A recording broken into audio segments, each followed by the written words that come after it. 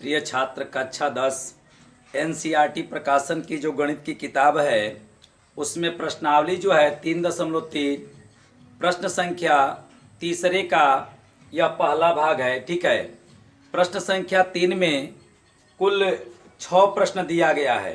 ठीक है, तो देखिए ये कक्षा 10 की जो गणित की किताब है एनसीईआरटी प्रकाशन के, उसमें प्रश्नावली 3.3 है और प्रश्न संख्या 3, जैसे प्रश्न संख्या 1 में कुल 6 प्रश्न दिया था। ठीक है, उसी तरह से प्रश्न संख्या 3 में भी कुल 6 प्रश्न दिया गया है।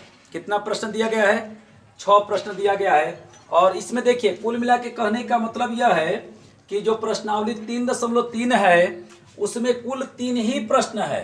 ठीक है, जिसमें पहला प्रश्न में 6 प्रश्न दिया था और दूसरा अकेले था और तीसरा में भी 6 प्रश्न दिया है। ठीक है, अर्थात कहने का मतलब यह है कि प्रश्नावली 3.3 में पहले प्रश्न में 6 प्रश्न और तीसरे में 6 प्रश्न, तो 6 कितना हो गया?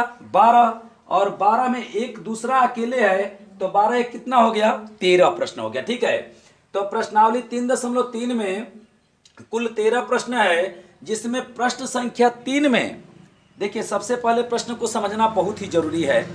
प्रश्न संख्या 3 में कुल 6 प्रश्न दिया है, जिसमें का मैं पहला प्रश्न आपको पढ़ रहा हूं। ठीक है, तो देखिए मैंने लिखा है कि दो संख्याओं का अंतर 26 है और एक संख्या दूसरी संख्या की 3 गुनी है।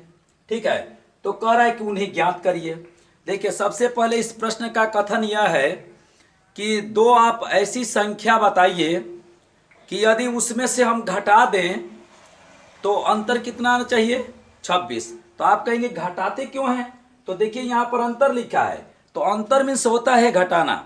ठीक है, तो दो संख्या ऐसे बताना है कि उसको यदि घटाएं तो उसका अंतर आ जाए 26, लेकिन उसमें की एक संख्या जो है दूसरी की 3 गुनी होनी चाहिए। ठीक है, ये नहीं है कि जैसे मान लीजिए आपने अभी कह दिया कि एक संख्या आप 28 ले लीजिए और एक संख्या 2 ले लीजिए। ठीक है, 28 में से 2 घटा दीजिए तो कितना आ जाएगा? 26 आ जाएगा। तो आप कहेंगे सर मेरा उत्तर सही हो गया। नहीं, देखिए घटाने पर तो 26 आ गया, ये बात तो सही है कि घटाए तो 26 आ जाए, लेकिन जानते हैं एक संख्या एक दूसरे की 3 गुनी होनी चाहिए। बताइए इसकी यह क गुनी है? तो इसमें 2 का भाग देंगे तो 14 गुना है। कितना गुना है? 14 गुना है। बात समझिए हम क्या कर रहे हैं।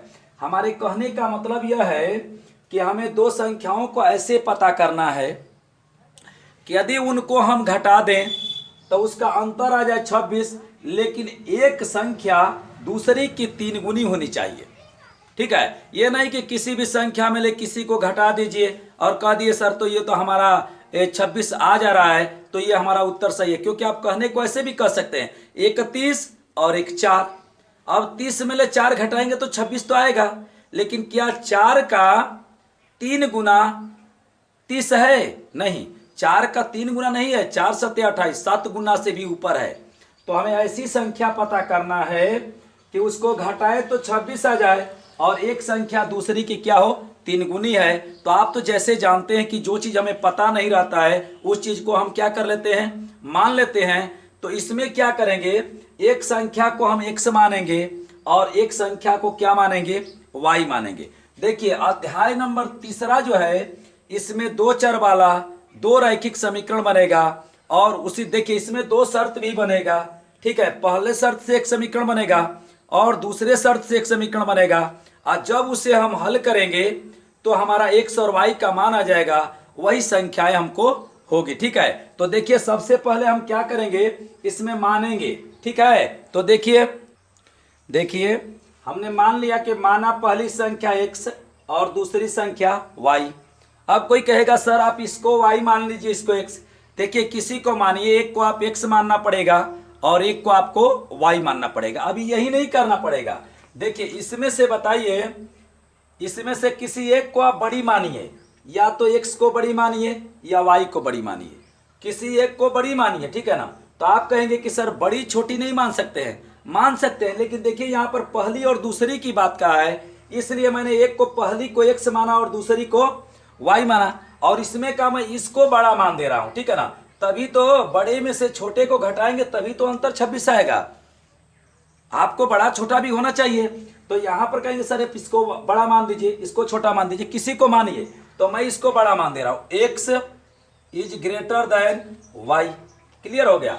अब देखिए हम प्रथम शर्त करेंगे, दो शर्तें बनाएंगे, अच्छे तरीके से बनाए। देखिए प्रथम शर्त, गौर से देखिएगा।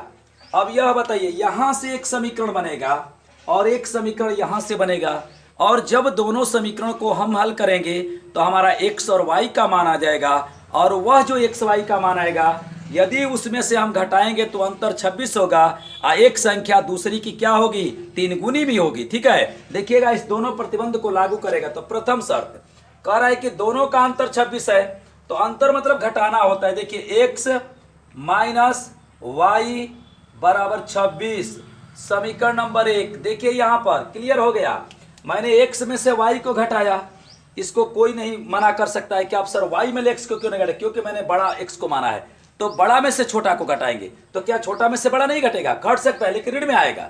ठीक है, यहाँ धन में आया, तो प्रथम शर्त हो गया x माइनस वाई बराबर 36। अब देखिए द्वितीय शर्त, द्वितीय शर्त, ठीक है, द्वितीय शर्त यहां से बनेगा, एक संख्या दूसरी की क्या है, 3 गुनी है।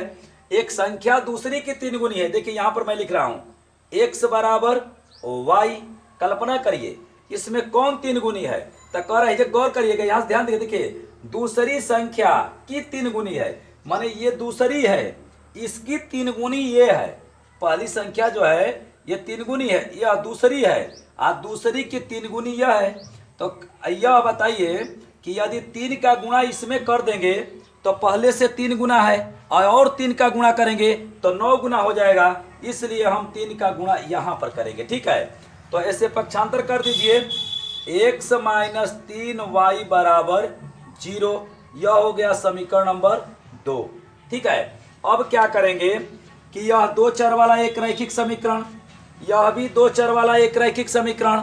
यह बताइए कि इस सवाल को हम कितने विधि से हल कर सकते हैं। इस सवाल को हम 4 विधि से हल कर सकते हैं, एक विलोपन है, एक प्रतिस्थापन है, एक वज्र है, और एक ग्राफी विधि से भी हल कर सकते हैं। लेकिन इस प्रश्न में कहा है कि आप प्रतिस्थापन विधि से इस प्रश्न को हल करिए। तो देखिए समीकरण 1 से x का मान निकालेंगे या y का निकालेंगे तो समीकरण 2 में रखेंगे, और यदि हम 2 से निकालेंगे तो 1 में रखेंगे। तो चलिए मैं 2 से निकाल दे रहा हूं, ठीक है ना, आप 1 से भी निकाल सकते हैं। तो देखिए यहां पर लिख रहे हैं समीकरण